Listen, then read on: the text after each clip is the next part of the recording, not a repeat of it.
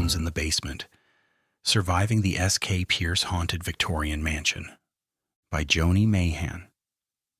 Reviewed by B.R. Wilson. The Wilson Family Lights. Now this one hit me right in the sweet spot between New England folklore, paranormal obsession, and maybe I shouldn't be reading this alone at 1:30 in the morning while the house creaks.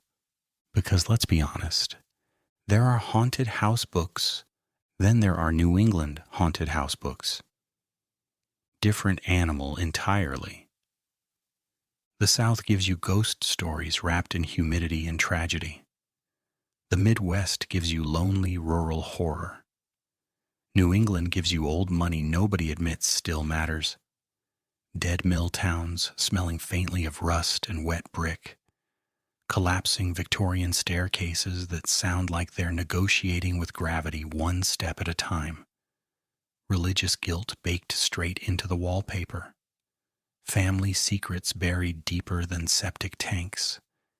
And enough inherited generational trauma to keep half the region emotionally limping along like a hydroelectric plant, held together with Catholic shame, Dunkin' coffee, and denial. The S.K. Pierce Mansion in Gardner, Massachusetts, has been legendary in paranormal circles for years now. If you've spent any serious time around haunt culture, ghost hunting, dark tourism, or late-night History Channel rabbit holes, you've probably heard the name. What makes this review a little different for me personally is this. I've actually been inside the mansion a few times. And while I'm not somebody who necessarily believes in ghosts, demons, or the afterlife in the Hollywood sense of the word, I'll say this honestly. That house absolutely has a vibe. The second you walk through it, you feel it. Not in a cheap haunted attraction way either. Not boo from behind a curtain while some guy in face paint swings a plastic shovel at tourists. I mean a genuine atmospheric weight that hangs in the place like old cigar smoke trapped in velvet curtains. The floors groan differently there. The silence feels heavier. The rooms feel emotionally crowded somehow. Maybe it's history. Maybe it's suggestion. Maybe it's the simple psychological effect of standing inside a massive Victorian home, layered with decades of death, stories, rumors, and tragedy. Or maybe old buildings just absorb human energy the way old bars absorb spilled whiskey and cigarette smoke. Whatever the explanation is, the mansion sticks with you afterward. That's real. And Joni Mayhan captures that atmosphere extremely well in this book.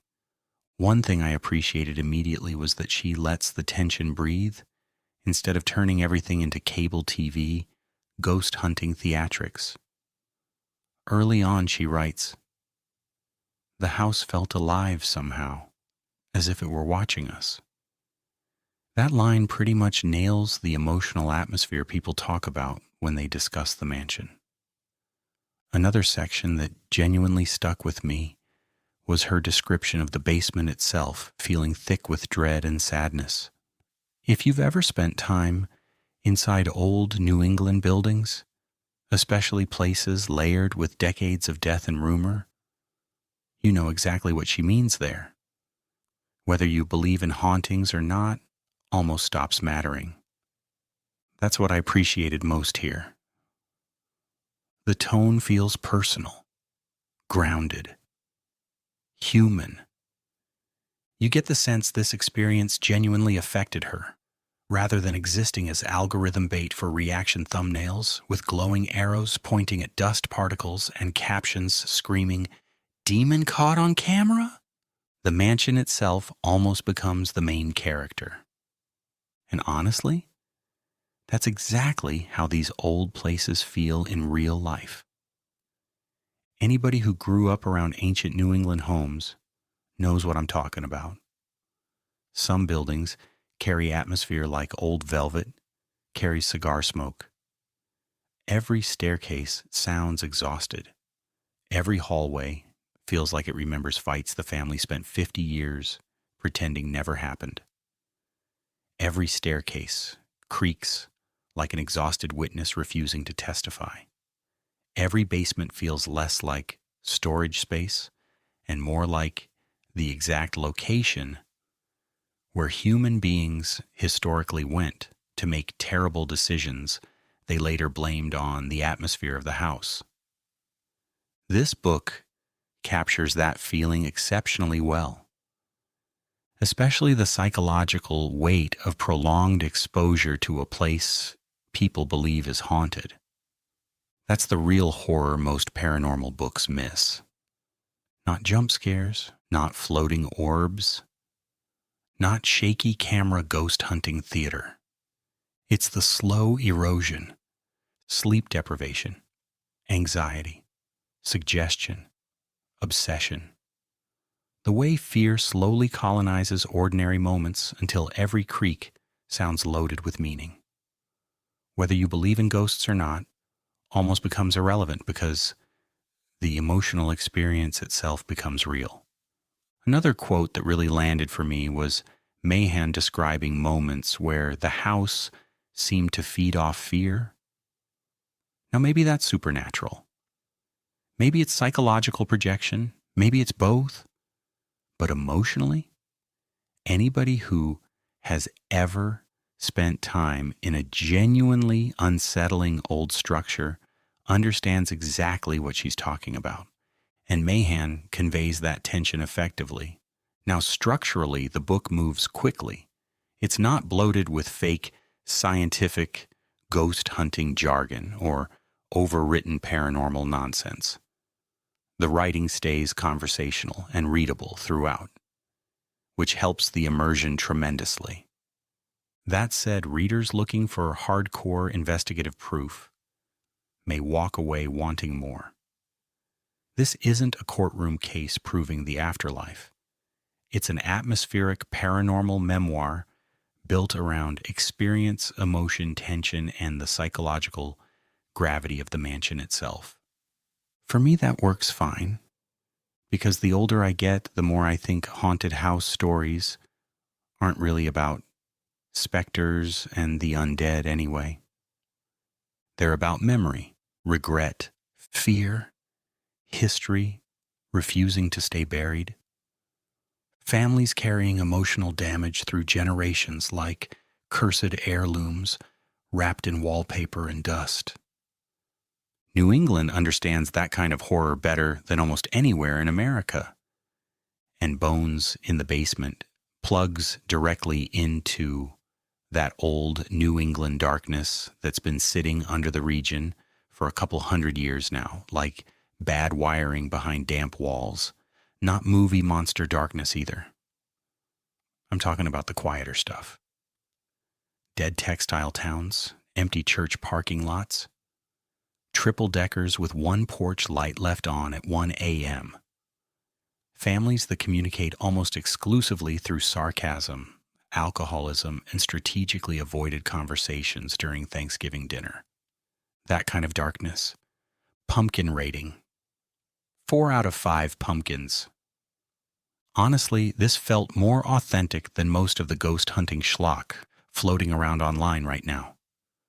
No fake demon voices. No guy in tactical cargo pants yelling, "Bro, what was that?"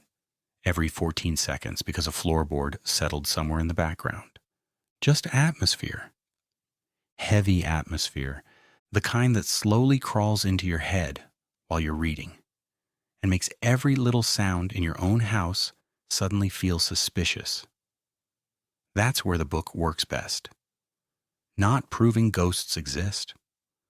Not trying to scientifically explain the afterlife like some late-night cable special sponsored by energy drinks and bad tattoos. It understands something most paranormal books miss completely. Old places carry emotional weight. Maybe it's memory, maybe it's suggestion. Maybe human beings are just psychologically weird animals that imprint emotions onto architecture the same way smokers stain ceilings yellow over time. Hell if I know. But I do know this. Some buildings feel wrong the second you walk into them. The S.K. Pierce Mansion absolutely has that feeling too.